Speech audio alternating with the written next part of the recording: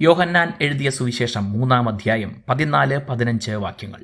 മോശെ മരുഭൂമിയിൽ സർപ്പത്തെ ഉയർത്തിയതുപോലെ മനുഷ്യപുത്രനെയും ഉയർത്തേണ്ടതാകുന്നു. അവനിൽ വിശ്വസിക്കുന്ന ഏവനും നിത്യജീവൻ പ്രാപിക്കേണ്ടതിനു തന്നെ. യോഹന്നാന്റെ സുവിശേഷത്തിൽ അത്ഭുതങ്ങളെ അടയാളങ്ങൾ എന്ന് പറഞ്ഞിരിക്കുന്നു.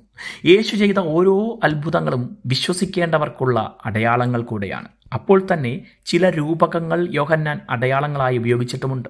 അതിലൊന്നാണ് ഈ വാക്യങ്ങളിൽ കാണുന്നത്. പഴയ നിയമത്തിൽ ഇസ്രായേൽ ജനത മരുഭൂമിയിലൂടെ വാഗ്ദത്ത ദേശത്തേക്ക് യാത്ര ചെയ്യുമ്പോൾ അഗ്നിസർപ്പങ്ങളുടെ ആക്രമണം നേരിട്ടു. കഠിന വിഷമുള്ള മരുഭൂമിയിലെ പാമ്പുകളുടെ ആക്രമണത്തിൽ പലരുടെയും ജീവൻ നഷ്ടമായി. എന്നാൽ ദൈവത്തോട് നിലവിളിക്കുകയും തങ്ങളുടെ അവിശ്വാസത്തെയും അനുസരണക്കേടിനെയും കുറിച്ച് അനുതപിക്കുകയും ചെയ്ത ജനത്തിന് ഇതിൽ നിന്ന് രക്ഷ നേടാൻ ഒരു പ്രത്യേക കാര്യം ദൈവം നിർദ്ദേശിച്ചു. അത് ഒരു താമ്രസർപ്പമുണ്ടാക്കി ജനത്തിന് കാണാൻ കഴിയും വിധം നാട്ടുക എന്നതായിരുന്നു. അഗ്നിസർപ്പത്തിൻ്റെ കടിയേൽക്കുന്നവർ വിശ്വാസത്തോടെ ഈ താമ്രസർപ്പത്തെ നോക്കിയാൽ ജീവിക്കും.